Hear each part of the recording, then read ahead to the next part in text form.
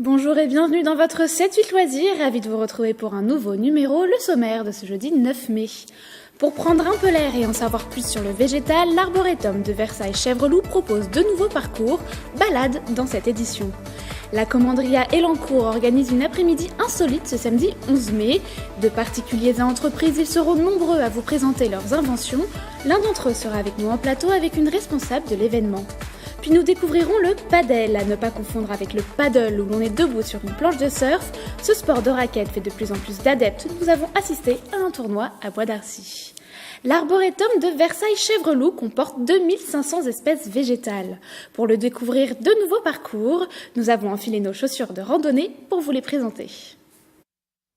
Avec ses 24 000 visiteurs en 2018, l'Arboretum souhaite faire encore mieux en 2019 et pour cela, deux nouveaux parcours ont germé. Le premier est une véritable randonnée de plus de 10 km de long à sillonner en 4-5 heures. Ce parcours permet de découvrir les différentes ambiances végétales et les différents paysages et d'avoir un aperçu des différentes collections qui sont présentes dans l'Arboretum. Et cela débute fort avec la fameuse allée de cèdres bleus qui prolonge les perspectives à la française du parc de Versailles. Ce sont des cèdres de l'Atlas qui ont été plantés à partir de 1922. Fait 800 mètres de longueur et a priori c'est la plus longue allée de cèdres bleus du monde. 6 jardiniers travaillent à l'année dans l'Arboretum pour entretenir les 10 000 arbres, cette flore qui abrite également une faune variée et riche. Lors de la randonnée, justement, c'est quelque chose que l'on veut mettre en avant, c'est la biodiversité naturelle. Et lors de la promenade qui fait tout le tour de l'Arboretum, vous verrez forcément soit des oiseaux, des faisans, et il y a beaucoup de faisans, ou bien des lièvres, ou bien des poules d'eau, des canards. Pour se rendre des pommiers ornementaux au bois de l'ancienne pépinière, un chemin tracé par la tonte au milieu des prairies et un système de balisage bien connu des randonneurs. Les adeptes de la balade familiale aussi ont leur nouveau parcours consacré aux espèces d'Île-de-France. On a voulu que ce soit accessible aux familles, donc aux enfants et aux adultes. Alors les panneaux, il y a des choses à lire, mais l'idée c'est que les parents puissent lire les panneaux avec les enfants pour leur présenter les différentes essences d'arbres, mais aussi quelques concepts écologiques. Des concepts écologiques comme cet arbre mort, véritable biotope pour des espèces souvent menacées par la tendance à nettoyer les sous-bois de ces arbres dont la vie est terminée. Une partie du tronc est même découpée, les visiteurs peuvent s'amuser à compter les cernes et déterminer l'âge de ce chêne. Notre idée c'est de présenter la biodiversité et de sensibiliser le public à sa protection. Et donc il n'y a pas que la collection d'arbres qui est intéressante à Chèvreloup, il y a aussi l'idée de montrer comment vivent les arbres et comment ils sont associés dans la vie de la forêt. 46 panneaux jonchent le parcours Île-de-France de 900 mètres, de quoi devenir incollable sur la vie végétale. Une soirée court-métrage des réalisateurs locaux, c'est votre rendez-vous dans les salles par Michael Elmidoro.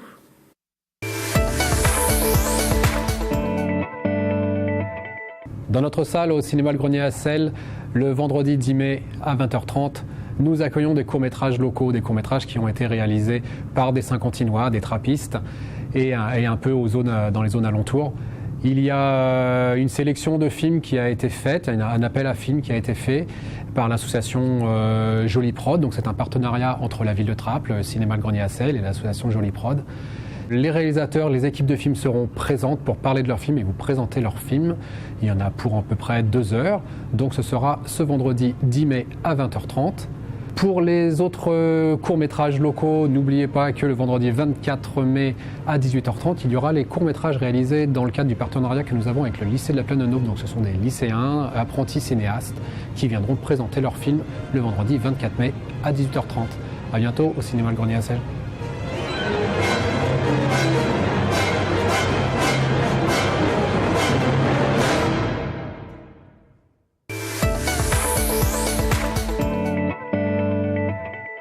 Saint-Germain-en-Laye vous propose de vous transformer en festaire, comme on le dit dans le sud-ouest, une toute première édition de ces fêtes lisiennes pour fêter l'histoire commune de Saint-Germain-en-Laye et Saint-Jean-de-Luz, pelote basque, banda et encore taureau des fuego, tout comme dans le Pays basque. Vous êtes d'ailleurs invité à vous vêtir de rouge et noir comme le veut la tradition. Avec ce temps humide, on peut voir sortir les escargots. C'est d'ailleurs la spécificité de la ferme de Fanon à Senlis. Son éleveur de gastéropodes se fait un plaisir de partager avec vous son métier lors de visites. Vous pouvez réserver en groupe pour tout connaître de l'héliciculture. Vous l'avez aperçu dans votre rubrique patrimoine du 7-8 journal, le musée du jouet de Poissy rouvre ses portes. Inauguré par le ministre de la Culture dans la semaine, le public pourra le découvrir dès ce samedi 11 mai. Et maintenant, connaissez-vous le padel ? Un sport de raquette venu d'Espagne dont le nombre de licenciés a explosé en France, de 15 clubs en 2009 à 176 en 2019, dont 6 dans les Yvelines. Le week-end dernier, un tournoi a été organisé à Bois d'Arcy, 46 équipes se sont affrontées. Aurélie Ronze a cherché à en savoir plus sur la discipline auprès d'une coach venue de Nice. On dit c'est un mélange de tennis et de squash. De tennis parce que coup droit, revers, on joue en double, et squash parce qu'il y a des murs. Mais après, on va dire que là, c'est beaucoup plus facilement accessible. Et après, c'est un sport qui est très social parce que c'est pas un sport comme le tennis individuel ou comme le squash. On joue toujours par équipe. Et comme on est sur une petite surface, on est à 4, donc c'est très vivant. On peut chambrer l'adversaire. Un robot qui vous scanne et vous imprime en 3 dimensions, un réfrigérateur de jardin pour ses livraisons alimentaires. Toutes ces inventions, vous pourrez les découvrir au premier village des Futurs Insolites à la Commanderie ce samedi 11 mai. Avec nous en plateau, Flora Toutet, responsable de l'atelier des sciences à la Commanderie. Bonjour. Bonjour. Alors, un village des Futurs Insolites, qu'est-ce que c'est exactement ? Alors donc pour la première fois à la Commanderie, nous organisons donc le village des Futurs Insolites. Donc il réunit à la fois des associations, des start-up, des particuliers, des inventeurs bien sûr, mais également des artistes qui présenteront donc des inventions mais aussi des objets fabriqués.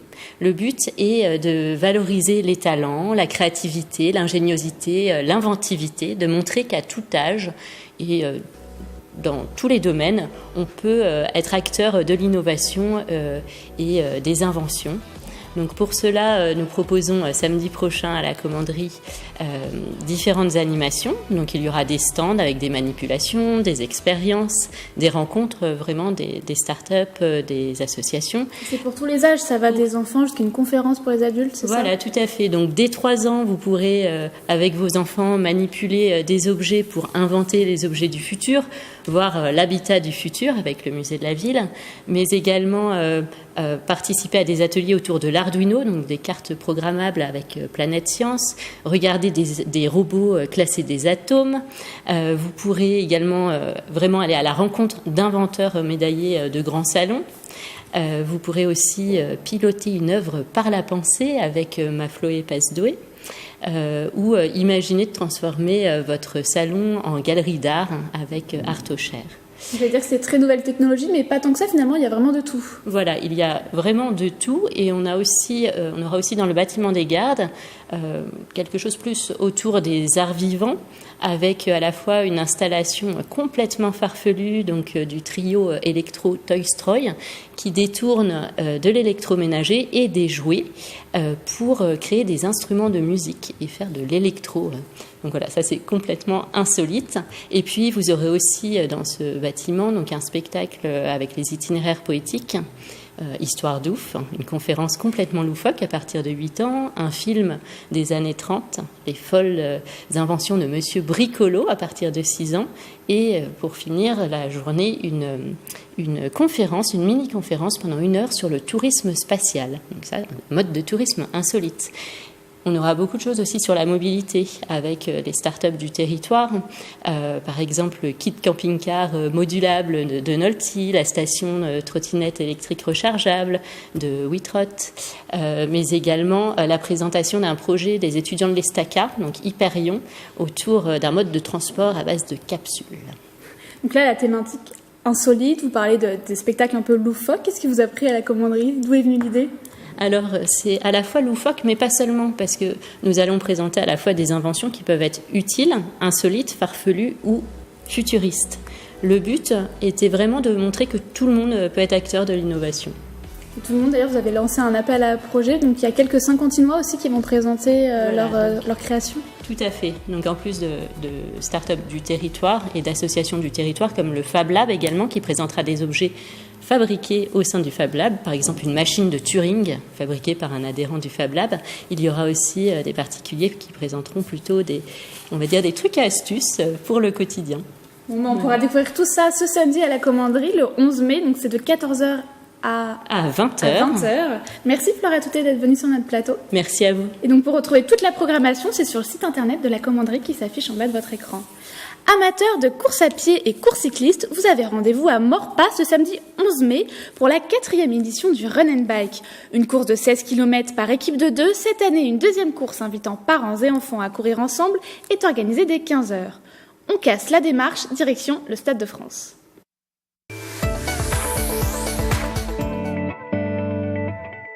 Obtenez votre sélection pour entrer sur la pelouse. Le Stade de France propose un parcours immersif et interactif pour entrer dans la peau d'un joueur professionnel. Paul Biloquet de nos confrères Via Grand Paris a mouillé le maillot. Dans les vestiaires du Stade de France, c'est l'agitation. Entre les maillots d'Mbappé, Zidane ou Lloris, petits et grands sont à la recherche d'indices pour déchiffrer le code qui leur permettra au final d'entrer sur le terrain. Cette visite, pas comme les autres, c'est l'avant-match, la nouveauté 2019 du Stade de France. C'est un jeu en immersion au Stade de France qui permet en fait de se mettre dans la peau d'un joueur de match en passant par les vestiaires des arbitres, par la salle de presse, vestiaire joueur. Après, si tout se passe bien, il y a même un petit entraînement et visite des gradins, tribune présidentielle, sachant qu'il y a un peu des gens qui sont pas très gentils, qui veulent nous empêcher de gagner et du coup, il va falloir découvrir qui, comment, pourquoi et se défendre contre ses ennemis.